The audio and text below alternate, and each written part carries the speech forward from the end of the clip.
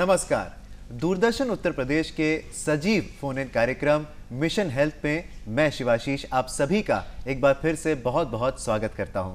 कार्यक्रम mission health एक ऐसी कोशिश, एक ऐसी पहल जो आपकी ज़िंदगी में एक सकारात्मक बदलाव तो लाती है, साथ ही साथ जानकारियों के साथ आपको बहुत सारी बातें ऐसी भी बताती हैं जो बहुत ज़रूरी है हम सब के लिए जानना। तो आइए आज भी एक ऐसा ही विषय हम आपके लिए लेकर आए हैं। आज का विषय होगा स्वच्छता से सिद्धि। जी हाँ, इस विषय के ऊपर आज हम बात करेंगे। हम सबको पता होना चाहिए कि 1 अप्रैल से 15 अप्रैल के बीच में हम लोगों ने स्वच्छता से सिद्धि पखवाड़ा मनाया और इस पखवाड़े के बारे में बहुत सारी बातें हैं जो हमको जाननी ज़रूरी है। स्वच्छता के बारे में बहुत सारी ऐसी बातें हैं जो जानकारियों के रूप में, महत्वपूर्ण विषय के रूप में हमारे सामने मौजूद हैं। तो इन सब बातों के बारे में हमको बताने के लिए और जागरूक करने के लिए आज स्टूडियो में हमारे साथ विशेषज्ञ के रूप में मौजूद हैं राष्ट्रीय स्वास्थ्य मिशन के महाप्रबंधक community process doctor Rajesh Jha ji. Sir, आपका बहुत बहुत स्वागत है कार्यक्रम मिशन हेल्थ में। तो इनसे आप सवाल पूछ सकते हैं, बहुत सारी बातें जान सकते हैं और इसके लिए आप हमसे डायरेक्ट जुड़ सकते हैं। हमारे फ़ोन नंबर्स अब मौजूद रहेंगे, तो जल्दी से नोट कर लीजिए हमारे फ़ोन नंबर्स जो हैं 0522 2205 756, इसी के साथ साथ 0522 2288 698। हमारा एक नया नंबर भी है जो है 0522 4076 802 और हमारा टोल फ्री नंबर तो मौजूद है ही जो है 1800 180 5233। तो इन नंबर्स पर फ़ोन करके आप हमसे लाइव जुड़ सकते हैं और भाग ले सकते हैं आज के इस खास कार्यक्रम से। डॉक्टर साहब, जब तक फ़ोन आता है और हम बात करते हैं इसके बारे में आगे, सबसे पहले तो आपसे यही जानना चाहेंगे कि स्वच्छता से सिद्धि जो पखवाड़ा है ये 1 से 15 तक मनाया गया, बहुत बड़ा ये एक स्तर पर मनाया गया। तो इसका क्या महत्व है और इसके बारे में कौन सी बातें वो हैं जो हम जानना चाहेंगे सबसे पहले? जी हाँ, ये स्वच्छता से सिद्धि जो है, ये स्वच्छता पखवाड़ा 1 अप्रैल से 15 अप्रैल तक मनाया गया। देखिए, हम सब जानते हैं कि स्वस्थ रहने के लिए स्वच्छता के मंत्र को अपनाना जरूरी है। तो किस प्रकार स्वच्छता के मंत्र को अपनाकर हम स्वास्थ्य के सिद्धि को प्राप्त कर सकते हैं, इसीलिए स्वच्छता से सिद्धि पखवाड़ा मनवाया गया। लोगों को इस प्रकार जागरूक किया जाए कि वो अपने घर के आसपास, अपने घर के, अपने स्वयं व्यक्तिगत स्वच्छता के साथ और पर्यावरण की स्वच्छता के साथ किस प्रकार अपने आप को स्वस्थ रखते हैं, इसके बारे में लोगों को बताया गया और इसके बारे में वो कराया गया। डॉक्टर साहब, आपने अभी कहा कि 1 से लेके 15 तक ये पखवाड़ा मनाया गया और काफ़ी लंबा समय होता है ये, तो इसमें बहुत सारी गतिविधियां भी हुई होंगी। तो अब विस्तार रूप से उन गतिविधियों के बारे में आपसे जानना चाहेंगे। हाँ, देखिए, जो अभियान की शुरुआत हुई थी 1 अप्रैल को, तो उस दिन विभिन्न स्तरों पर, जिला स्तर पर, राज्य स्तर पर जो हमारे कार्यालय थे और भी जो जगहें थी, स्कूल्स वगैरह में, लोगों को स्वच्छता की शपथ दिलाई गई। ये एक बहुत बड़ा कार्यक्रम था जिसमें लोगों को बताना था कि किस प्रकार हम अपने जीवन को, अपने कार्य क्षेत्र को, अपने समाज को, परिवेश को करेंगे, स्वच्छ करेंगे और कम से कम 2 घंटे प्रति सप्ताह में हम लोग इसके लिए देंगे, जिससे हम अपने स्वच्छता के लिए श्रमदान करेंगे और अपने आप को स्वस्थ रखेंगे। और इसमें एक ये शपथ की खास बात ये थी कि ये भी शपथ दिलाई गई थी कि कम से कम 100 लोगों को इसके लिए मोटिवेट करेंगे, उनको भी शपथ दिलाएंगे। ये पहला एस्पेक्ट था। उसके बाद फिर इसको एक अभियान चलाकर जो विभिन्न हमारे चिकित्सालय हैं, आप जानते हैं चिकित्सालयों की स्वच्छता अपने आप में स्वस्थ रहने के लिए बहुत महत्वपूर्ण होती है। तो इन चिकित्सालयों को स्वस्थ रखने के लिए लोगों ने श्रमदान किया, कई प्रकार के नुक्कड़ नाटक और कई गतिविधियों का आयोजन किया गया। स्कूलों में लोगों के पास जाकर लोगों को स्वच्छ के लिए बनाया गया। समुदाय स्तर पे बहुत सारे कार्यक्रम आयोजित किए गए, आशाओं के माध्यम से या ग्राम स्वास्थ्य स्वच्छता पोषण समिति के सदस्यों के द्वारा, ग्राम प्रधानों के द्वारा और जो विभिन्न हमारे जो सहयोगी विभाग हैं उनके द्वारा इसमें कई प्रकार के कार्यक्रम चलाए गए। लोगों को जानकारी दी गई कि हैंड वॉशिंग का, हाथ धोने का क्या महत्व है। हम सब जानते हैं, बचपन से हम लोग हाथ धोते आ रहे हैं, लेकिन उनका इसका सही तरीका क्या है, किस प्रकार हम अपने नाखूनों को साफ कर सकते हैं, किस प्रकार हम अपने उंगली के बीच के इसको साफ कर सकते हैं। इन सब चीज़ों के बारे में बच्चों को बताना, लोगों को बताना, जागरूक करना, इसमें हम लोगों ने काम किया। तो ऐसी छोटी छोटी गतिविधियां होती है जो बहुत मायने रखती हैं। जैसे अभी आपने कहा कि हाथ धोने की एक प्रक्रिया है, उसको जानना, उसको समझना बहुत ज़रूरी है। इसी तरीके से अगर हम बात करते हैं खुले में शौच की, तो ये भी एक बहुत बड़ा अभियान होता है। खुले में शौच से मुक्ति के लिए एक अभियान चलाया गया। तो अगर हम बात करते हैं इस पखवाड़े की, स्वच्छता से सिद्धि पखवाड़े की और खुले में शौच से मुक्ति अभियान की, तो ये किस तरीके से इसमें लाया गया और लोगों को समझाया गया? देखिए, आप जानते हैं कि स्वच्छ भारत अभियान के दौरान हम लोग ODF पे काफ़ी काम कर रहे हैं, जो ओपन डिफिकेशन फ्री या खुले में शौच से मुक्त के और काफ़ी कार्य कर रहे हैं। बहुत सारे गांव या ब्लॉक हमारे जो प्रदेश में हैं वो इस अभियान के दौरान अब खुले में शौच से मुक्त हो चुके हैं जी। हम लोगों ने इस अभियान के दौरान जो हमारे ग्रामीण स्तर पे जो कार्यकर्ता हैं उनके द्वारा हमने ये प्रयास किया कि जो लोग जिनके यहाँ शौचालय नहीं हैं उनको किस प्रकार प्रेरित किया जाए कि अपने यहाँ शौचालय बनवाएं और उनको क्या सहयोग मिल सकता है सरकार के विभागों के द्वारा वो बताया जाए जी। जो लोग शौचालय जिनके पास है और वो शौचालय का प्रयोग नहीं कर रहे हैं जी। उनको किस प्रकार मोटिवेट किया जाए, क्या फ़ायदे हैं शौचालय के बारे में बताया जाए।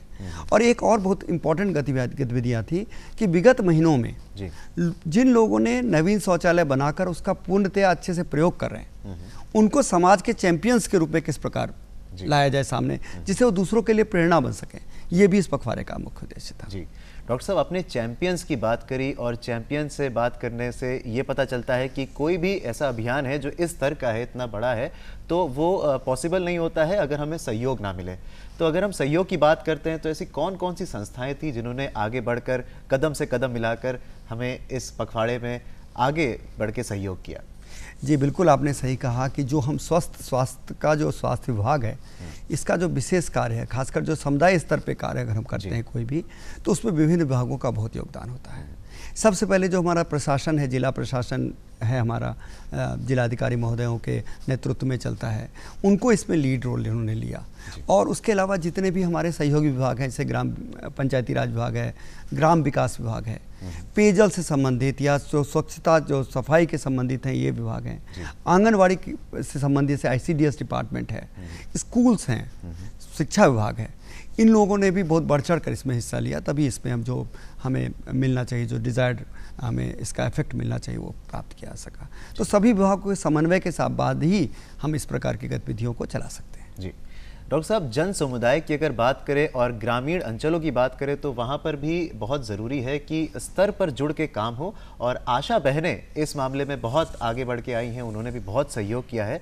तो उनके योगदान के बारे में आपसे जानना चाहेंगे, खास करके महिलाओं और लड़कियों के लिए और बच्चियों के लिए जो खास करके उन्होंने किया है, उसके बारे में आपसे जानना चाहेंगे। बहुत बहुत बढ़िया आपने प्रश्न किया। और ख़ासकर जो समुदाय स्तर पे जो हम स्वास्थ्य सेवाएं देते हैं, उस स्वास्थ्य सेवाओं के बारे में लोगों को जागरूक करने, जो सरकार की योजनाएं उनके बारे में जागरूक करने और लोगों की समस्याओं को स्वास्थ्य विभाग तक पहुंचाने के लिए आशा एक बहुत महत्वपूर्ण कड़ी का काम करती है।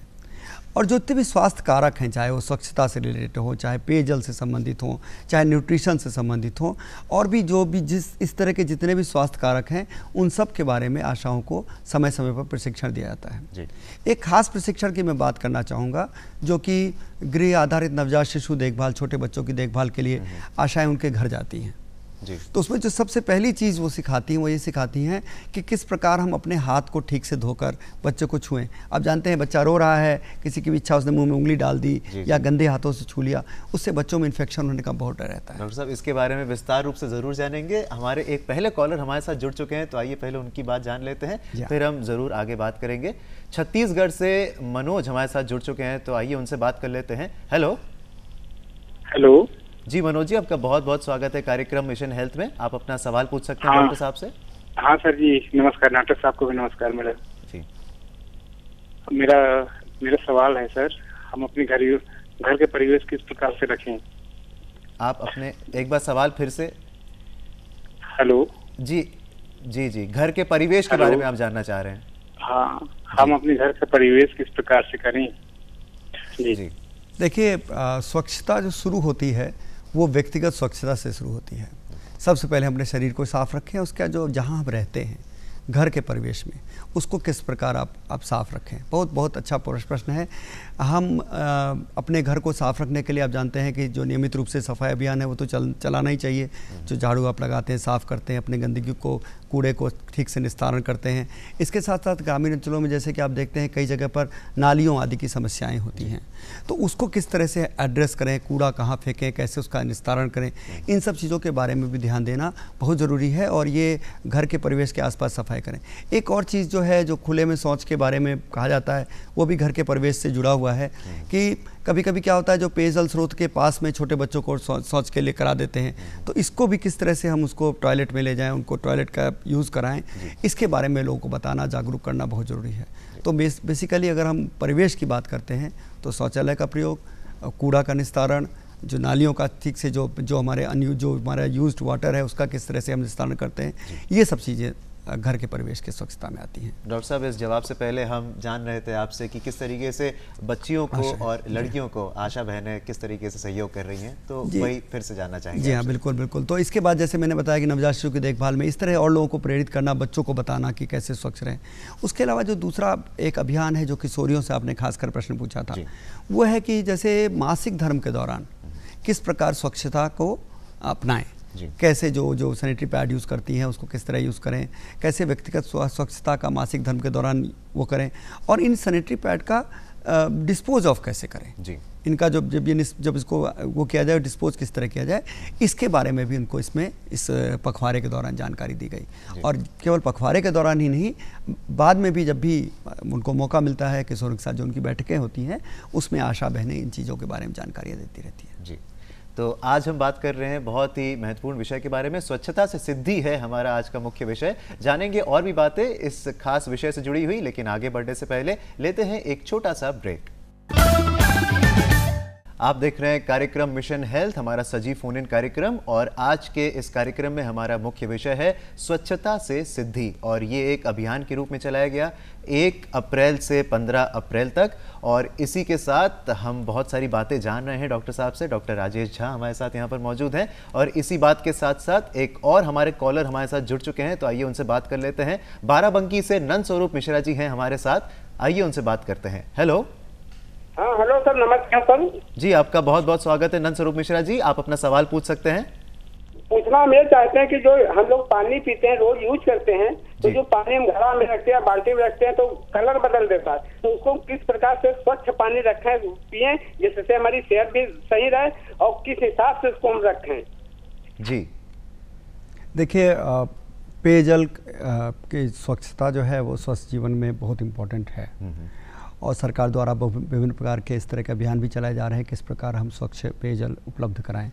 तो जो भी आपका पेयजल स्रोत है, जैसे कि अब ज़्यादातर इंडिया मार्क का जो हैंडपंप गाँव में है, या मान लीजिए आप बोरिंग करके उसको पेयजल को पानी को इकट्ठा करते हैं, तो उसके लिए जरूर ध्यान रखें कि उसको हम किस तरह से इकट्ठा करें। तो अगर हम पेयजल यूज़ कर रहे हैं, तो पेयजल के लिए जो भी हमारे पास बर्तन है, उस बर्तन को पहले साफ़ रखें। फिर उस बर्तन में जब हम पानी को इकट्ठा करते हैं, उसको ढक के हमेशा रखें। और पानी निकालने के लिए ज़रूर एक अच्छा मेथड होना चाहिए। आप देखते हैं वो जो एक जिसमें एक डंडी जैसी लगी रहती है और उसके कोने में एक गिलास होता है, तो इस तरह की चीज़ें अगर आप इस्तेमाल करते हैं तो आपका पेयजल स्वच्छ रहता है। इनका एक दूसरा प्रश्न बहुत इंपॉर्टेंट था कि हमारे पेयजल में कुछ ऐसी समस्याएं हैं जिससे कि वो कुछ उसमें डिपॉजिट या कुछ ऐसी चीज़ें आ रही हैं, रंग बदल जाता है। तो इसके लिए उस पेयजल की जांच जो संबंधित जो पेयजल डिपार्टमेंट वाले हैं उनसे इसको एक बार चेक करा लें, और चेक कराने के बाद अगर वो उनको लगता है कि इसमें कुछ हम कर सकते हैं, जो भी इसकी चेंजेस में हम ला सकते हैं, ठीक करा सकते हैं, तो उसके लिए उनके अभियान है, वो जो डिपार्टमेंट है वो इसको कंसर्न डिपार्टमेंट जरूर इस पर हेल्प करता है जी। तो आगे बढ़ के आना पड़ेगा, एक दूसरे का साथ देना पड़ेगा, तभी ये सारी बातें पॉसिबल हैं, और एक तरीके से स्वच्छता हम सभी के लिए ज़रूरी है। डॉक्टर साहब, आपसे जानना चाहेंगे, हमने आशा बहनों के बारे में तो जान लिया कि उनके क्या योगदान रहे इस स्वच्छता पखवाड़े में, और अब हम बात करते हैं अगर आंगनबाड़ी कार्यकर्ताओं की, तो 1 से लेकर 15 अप्रैल तक जो ये पखवाड़ा चला, उसमें क्या उनका योगदान रहा? देखिए, आंगनवाड़ी जो है वो उनका जो ICDS डिपार्टमेंट है वो स्वास्थ्य विभाग के साथ साथ हम लोग मिलकर काम करते हैं जी। ग्रामीण क्षेत्रों में खासकर आप देखेंगे कि जितने भी स्वास्थ्य विभाग या ICDS के कार्यक्रम होते हैं उसमें दोनों बहनें, आशा बहनें और आंगनवाड़ी बहनें जो हमारी हैं, वो सब लोग मिलजुल के काम करते हैं। अब चाहे पल्स पोलियो देख लें, चाहे और भी वजन दिवस देख लें, या जो आपका विटामिन ए का जो बाल पोषण माह चलता है, इन सब में लोग मिलजुल के काम करते हैं जी। स्वच्छता पखवाड़े में भी इन लोगों का बहुत बड़ा योगदान रहा। अब जानते हैं कि न्यूट्रिशन संबंधी जो बीमारियां होती हैं उसमें भी स्वच्छता का बहुत महत्व है। खासकर जो माल नरिश बच्चे होते हैं उनमें इन्फेक्शन होने की ज़्यादा चांस होती है, तो उनमें बहुत ज़्यादा स्वच्छता को और ज़्यादा अच्छे से रखने की ज़रूरत होती है। एक और चीज़ बहुत इंपॉर्टेंट है कि जैसे कि हम नाखून वगैरह की साफ़ करने की बात करते हैं, नाखून काटने की बात करते हैं, जिसके आंगनबाड़ियों को बताया भी जाता है, छोटे बच्चों को इससे ध्यान भी देती हैं, उसमें वर्म इन्फेस्टेशन होने का डर रहता है। तो माल न्यूट्रिशन का या जो न्यूट्रिशन लेवल लो होने का एक बहुत इंपॉर्टेंट पार्ट ये भी होता है कि वो इसको सफाई रखें। एक तीसरा भी बहुत इंपॉर्टेंट पार्ट है, जो एज ग्रुप के लोग आंगनवाड़ी में रहते हैं, 3 से 6 साल के बच्चे, उस समय जो उनको सिखा दिया जाता है, आप खुद भी याद करोगे कि जब आप छोटे थे या हम छोटे थे, उस समय जो हमको ट्रेनिंग दी गई वो हमारी ज़िंदगी भर चलती है। जी, बेसिक ट्रेनिंग एक जी हाँ, जी हाँ। तो खाने से पहले हाथ धोया जाए, शौच के बाद हाथ धोया जाए, किस प्रकार स्वच्छ पेयजल का प्रयोग किया जाए, इन चीज़ों के बारे में जो आंगनबाड़ी बहनें हमारी बच्चों को बताती हैं, जो बच्चे उनके पास जाते हैं, तो उससे उनको काफ़ी लाभ होता है। तो आंगनबाड़ियों का बहुत ज़्यादा इंपॉर्टेंट रोल है और इस अभियान में उन्होंने बहुत बढ़ चढ़ कर स्वास्थ्य विभाग का साथ दिया। जी, तो ये तो हमने जाना आंगनबाड़ी कार्यकर्ताओं के योगदान के बारे में इस पखवाड़े में। और अब एक बहुत ही महत्वपूर्ण सवाल आपसे जानना चाहेंगे डॉक्टर साहब कि VHSNC जिसके बारे में हम सब सुनते आए हैं, तो इसके बारे में थोड़ी सी जानकारी अब आपसे चाहेंगे। देखिए, जैसा कि नाम है उसका, village health sanitation and nutrition committee, ग्राम स्वास्थ्य स्वच्छता एवं पोषण समिति। तो स्वच्छता इसका एक बहुत इंपॉर्टेंट पार्ट था जी। ये कमेटी जो है वो अब जो हमारे नए शासनादेश हैं उसके हिसाब से ऐसे सभी राजस्व गांव जिनकी आबादी 500 से ज़्यादा है, वहाँ पर इस कमेटी का गठन किया गया है। इसमें जो निर्वाचित मेंबर होते हैं ग्राम सभा के, वो इसके सदस्य होते हैं। अध्यक्षता इसकी जो है वो ग्राम प्रधान करते हैं और साथ ही जो आशा बहनें हैं वो इसमें सदस्य सचिव के रूप में रहती हैं। इसमें प्रति माह बैठक होती है। इस बैठक के दौरान विभिन्न जो स्वास्थ्य संबंधी विभिन्न विषयों हैं इस पर चर्चा की जाती है, जिसमें स्वच्छता भी एक बहुत महत्वपूर्ण अंग है। तो जो मेंबर होते हैं वो बताते हैं कि हमारे एरिया में इस जगह पर एक कॉमन गंदगी का प्रॉब्लम आ रहा है, कोई नाली है जो नहीं क्लियर हो रही है या कूड़ा कहीं इकट्ठा हो गया है। तो जिन चीज़ों को हम और जगहों पे और उस पर एड्रेस नहीं कर पाते हैं, उसके लिए जैसे स्वच्छ पेयजल की बात जो भी एक हमारे कॉलर कर रहे थे बाराबंकी, एक और कॉलर हमारे साथ जुड़ चुके हैं, तो आइए उनकी बात जान लेते हैं। रेखा पांडे जी मौजूद हैं बहराइच से, तो आइए उनसे बात कर लेते हैं, उनका सवाल जान लेते हैं। हेलो हेलो जी, रेखा जी आपका बहुत बहुत स्वागत है कार्यक्रम में। आप अपना सवाल पूछ सकती हैं। रेखा पांडे बोल रहे हैं काननगोपुरा से। हमारा प्रश्न ये है कि हम खाना बनाते समय कौन कौन चीज का ध्यान रखें कि जिससे हमारा परिवार स्वस्थ रहे। जी, बहुत बहुत धन्यवाद सवाल के लिए। देखिए, जो खाना बनाने के समय भी यही बातें हैं कि हम अपना जो हमारे खाना बनाने का स्थान है, सबसे पहले हम उसको साफ रखें। बिल्कुल सर, बेसिक से सबसे पहली बात है। दूसरी बात, जो हमारे बर्तन हम इस्तेमाल कर रहे हैं क्या वो साफ़ है कि नहीं, कहीं उसमें बचा हुआ खाना ठीक से साफ़ हमने किया कि नहीं किया, वो भी इन्फेक्शन का एक बहुत बड़ा कारण हो सकते हैं। फिर जो हम उस खाने के लिए जो हम सब्जियां इस्तेमाल कर रहे हैं या जो हम और सामान यूज़ कर रहे हैं, वो भी अच्छी तरीके से धुले हुए साफ़ हैं कि नहीं है। इसके बाद जो हम पानी उसके लिए इस्तेमाल कर रहे हैं खाना बनाने के लिए, वो हमारा शुद्ध स्वच्छ पेयजल है कि नहीं, ये भी ध्यान रखना चाहिए। इसके बाद जब हमारा खाना बन जाता है, एक तो प्रॉपर्ली कुक्ड फूड ही खाना चाहिए, पूरी तरह से ठीक से पका हुआ खाना खाना चाहिए, या हम सलाद वगैरह जो खा रहे हैं उनको पूरी तरह से अच्छे से धो के उसका सेवन करना चाहिए। और उसके अलावा जो भी हमारा खाना अगर हमने उसके बाद हमें रखना है तो प्रॉपर्ली ढक के रखना चाहिए। इन चीज़ों का अगर हम ध्यान देते हैं तो हमें लगता है कि खाना बनाने के समय अगर इन स्वच्छता को अपने परिवार को स्वस्थ रखने में ज़रूर मदद कर सकते हैं। बिल्कुल, और आप सब एक दूसरे की मदद कर सकते हैं। ये छोटी छोटी चीज़ें हैं जो अपने जीवन में आप अपनाते ही हैं, और अगर थोड़ा सा ध्यान और देंगे तो स्वच्छता के और करीब हो जाएंगे। फिलहाल एक बार फिर से हम लेते हैं एक छोटा सा ब्रेक के बाद उस पार हम जुड़ेंगे कार्यक्रम मिशन हेल्थ में। आप देख रहे हैं कार्यक्रम मिशन हेल्थ, और आज कार्यक्रम मिशन हेल्थ में हम बात कर रहे हैं स्वच्छता से सिद्धि के विषय के ऊपर, और इसमें बहुत सारी बातें हम खास जान रहे हैं। और अब डॉक्टर साहब आपसे हम जानना चाहेंगे कि अभी हाल ही में हमने देखा कि बहुत सारी बातें ऐसी भी होती हैं जहाँ पर हमें ख्याल रखने की बहुत ज़रूरत होती है, छोटी छोटी बातें होती हैं। और अब ये गर्मियों का सीज़न भी आ चुका है, मौसम बदल रहा है, तो इस मौसम में खास करके कौन कौन सी ऐसी बातें हैं जो हमको ध्यान में रखने की ज़रूरत है? देखिए, जो ये गर्मी का मौसम होता है उसमें थोड़ा सा अभी एक तो पेयजल की समस्याएं आने लगती हैं जी, और दूसरा ये है कि उसके साथ साथ जो है वो डायरिया वगैरह के केसेस थोड़े ज़्यादा होने की संभावना होती है जी। तो ऐसे में हमारा और ज़्यादा ज़रूरत हमें होती है कि हम स्वच्छता पे ध्यान दें। जो हमारे पेयजल स्रोत हैं उनके आसपास की सफाई करा लें, उसके स्वच्छता दें। गर्मी आएगी, उसके बाद थोड़ा सा बरसात हो जाएगी तो उसके बाद थोड़ी गंदगी और होने की संभावना गाँव में भी हो सकती है। तो अभी से हम उसके लिए प्लान बना लें, कमर कस लें, कैसे हम उसको ठीक से रखेंगे।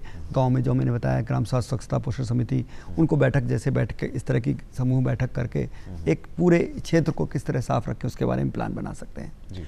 दूसरा यह है कि यदि मान लीजिए किसी जगह पे डायरिया केसेस हो रहे हैं तो उसकी सूचना तुरंत ही जो है स्वास्थ्य विभाग और संबंधित अधिकारियों को दें, या पेयजल में कोई प्रॉब्लम हो रही तो पेयजल के संबंध में सूचना तुरंत दें, जिससे कि हम समय से होशियार होकर उसको ठीक कराने की कोशिश करें जी।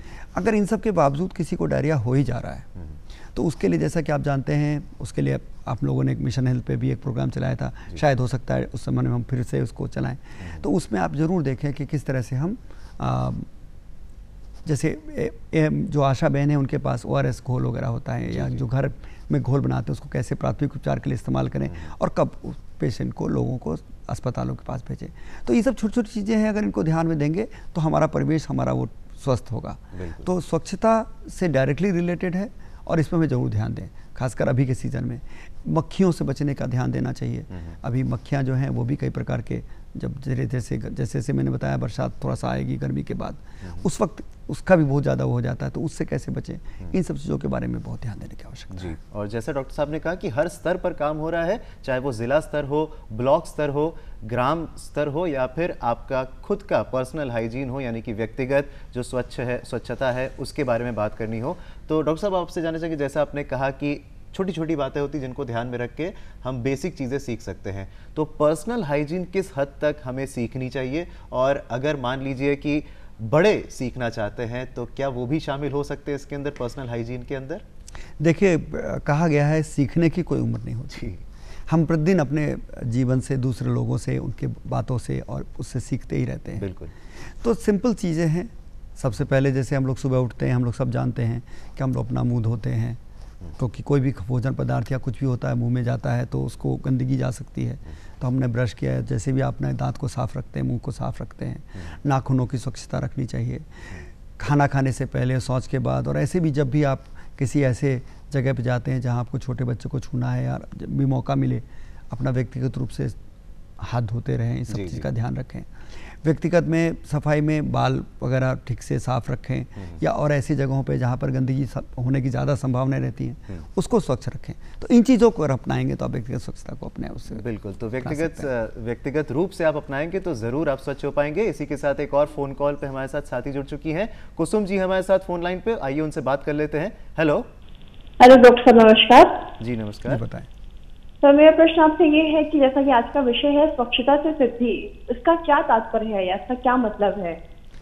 जैसा कि मैंने कार्यक्रम के शुरू में इस बात को बताया था कि स्वच्छता के मंत्र को अपनाकर किस प्रकार स्वस्थ जीवन को प्राप्त किया जा सकता है, ये लोगों को जागरूक करना, यही इसका मूल मंत्र था। तो लोगों को में जागरूकता फैलाना कि किस प्रकार वो स्वच्छता के चीज़ों को अपनाकर अपने जीवन शैली में और किस शरीर को स्वस्थ रख सकते हैं। तो यही इसका मेन अर्थ था, और यही शायद हम सबको आप कहना भी चाहेंगे, जितने भी इस वक्त आपको देख रहे हैं दर्शक हमारे।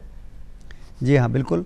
मैं इस मौके पर यही आप सबसे कहना चाहूँगा कि हर एक आदमी एक दूसरे को इस बारे में जानकारी दे सकता है, जागरूक कर सकता है। अभियान हमने 15 दिन चलाया, लेकिन ये हमारी जीवन की एक शैली होनी चाहिए कि जब भी हमें मौका मिले लोगों को स्वच्छता के बारे में देखें। जहाँ जहाँ कोई अस्वच्छ या कोई आपको देखते गंदगी दिखती है, उसको दूर करने के लिए हम सब लोग सामूहिक प्रयास करें, तभी हम इसके लक्ष्यों को प्राप्त कर सकते हैं। स्वस्थ जीवन के लिए स्वच्छ रहना ज़रूरी है, इसका जितना अधिक हो सके उतना प्रसार करें। तो चलिए इसी संदेश के साथ अपने इस कार्यक्रम में आगे बढ़ते हैं और ले चलते हैं आपको चलते चलते की ओर।